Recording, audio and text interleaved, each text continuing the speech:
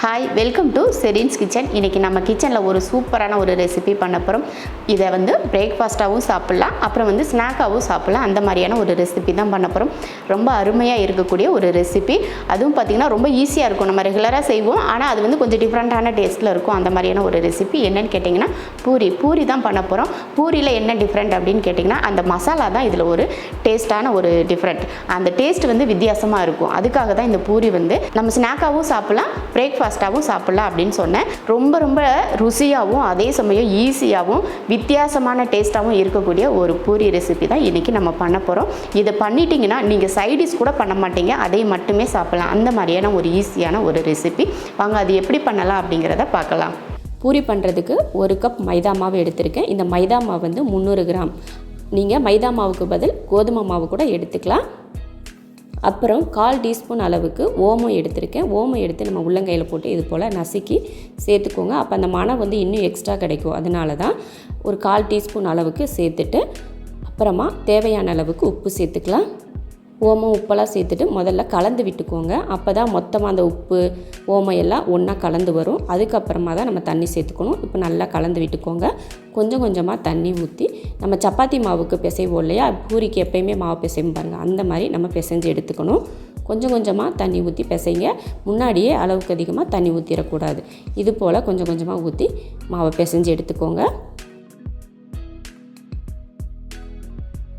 மாவு இது போல் நல்லா பிசைஞ்சு எடுத்தாச்சு பாருங்கள். இந்த மாதிரி தான் இருக்கணும். ரொம்ப தண்ணியாக அந்த சப்பாத்திக்கெலாம் பிசைவோம் பார்த்திங்களா, கொஞ்சம் சாஃப்டாக இருக்கிற மாதிரி அந்த மாதிரியெல்லாம் இருக்க தேவையில்லை. எப்பயும் நம்ம பூரிக்கு பிசைவோம் பார்த்திங்களா, கொஞ்சம் கட்டியாக இருக்கிற மாதிரி அது போலயே பிசைஞ்சு எடுத்துக்கோங்க.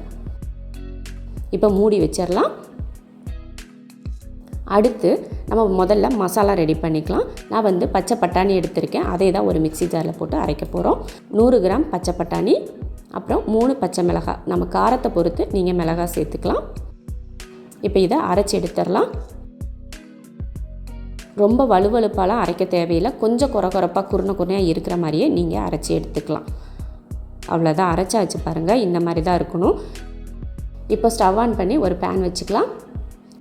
அடுத்து எண்ணெய் ஒரு 2 ஸ்பூன் அளவுக்கு எண்ணெய் ஊற்றிக்கோங்க, போதும். அதில் நம்ம இப்போ அரைச்சலையா பட்டாணி மிளகாய் அந்த பேஸ்ட்டை இந்த எண்ணெயில் சேர்த்துடலாம். அடுத்து ஒரு 1/4 டீஸ்பூன் அளவுக்கு கரம் மசாலா, அப்புறம் 1/4 டீஸ்பூன் அளவுக்கு இஞ்சி பூண்டு பேஸ்ட், இதெல்லாம் சேர்த்து நல்லா வதக்கி விட்டுறணும். நல்லா வதக்கிக்கலாம். அந்த ஈரப்பதமெல்லாம் போகிற வரைக்கும் நல்லா வதக்கிக்கலாம். ஒரு 3 நிமிஷம் வரைக்கும் கூட நல்லா வதக்கி எடுத்துக்கோங்க. இந்த மாதிரி வதக்குறதுனால பட்டாணியை பச்சையாக போட்டு அரைச்சிருக்கோம். பச்சை மிளகாய் வாடை, இஞ்சி பூண்டோட வாடை இதெல்லாம் பச்சையாக இருக்கும் இல்லையா, அதனால தான் நம்ம இதெல்லாம் வதக்கி எடுக்கிறோம். இல்லை நம்ம எல்லாமே முதல்லையே வதக்கிட்டு அரைக்கணும்னு நினைப்பீங்க, அப்படி அரைச்சிங்கன்னா நல்லாவே இருக்காது. அதனால் முன்னாடியே அரைச்சிட்டு அதுக்கப்புறமா நீங்கள் அரைச்சி எடுத்துக்கோங்க.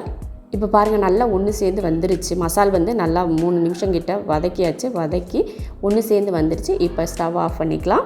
அடுத்து வேக வச்ச உருளைக்கிழங்கை நம்ம துருவி எடுத்துக்கலாம். நான் பெரிய சைஸ் உருளைக்கிழங்கு அப்படிங்கிறதுனால அதில் பாதி தான் எடுத்திருக்கேன். நீங்கள் சின்ன உருளைக்கிழங்காக இருந்தால் ஒரே உருளைக்கிழங்கு எடுத்துக்கிட்டால் போதும்.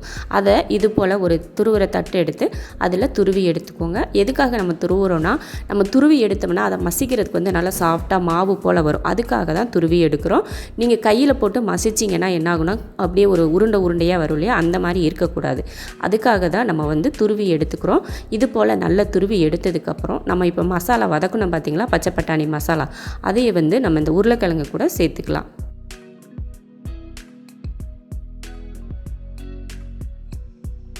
சேர்த்ததுக்கப்புறமா அந்த மசாலுக்கு தேவையான உப்பு சேர்த்துக்கலாம். உப்பு சேர்த்துட்டு நல்லா பிசைஞ்சு விட்டுக்கலாம்.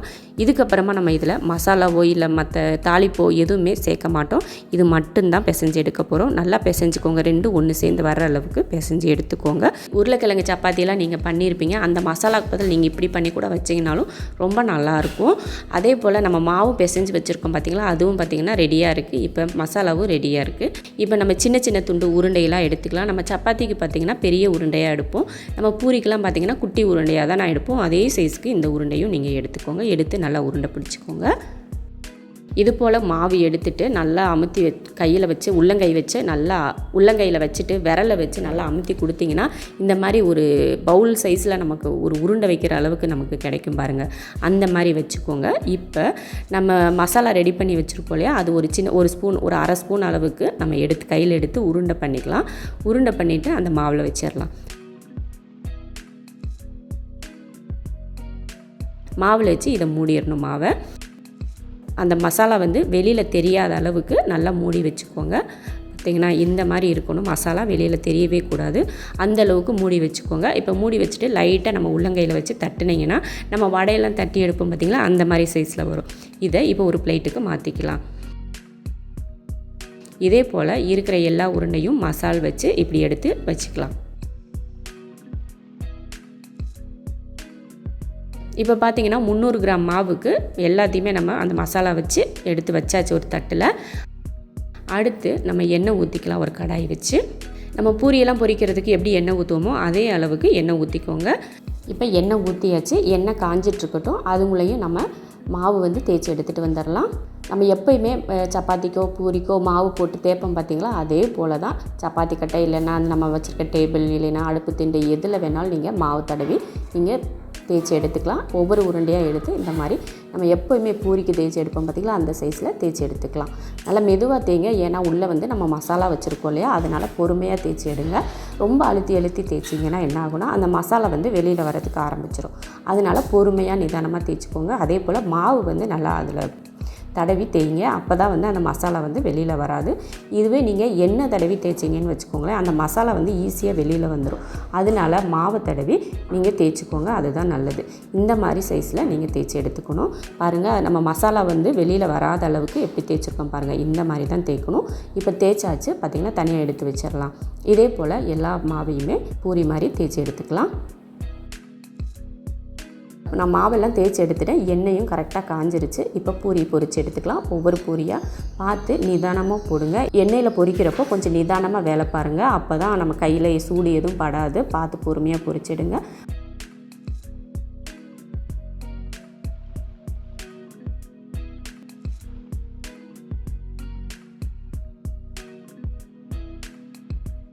பூரி போட்டதுக்கப்புறமா கரண்டி வச்சு லைட்டாக அமுத்தி கொடுத்திங்கன்னா அந்த பூரி வந்து நல்லா எலும்பி வரும்.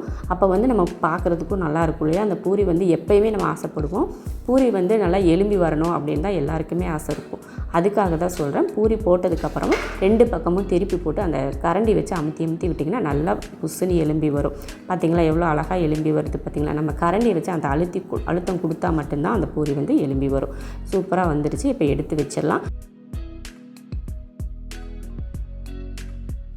இந்த மாதிரி பூரி பொரித்து எடுக்கிறப்போ மசாலா அந்த உள்ளே இருக்கும் பார்த்திங்களா, அந்த மசாலும் முன்னாடி நம்ம வந்து அரைகுறையாக தான் வேக வச்சுருப்போம் அந்த மசாலா.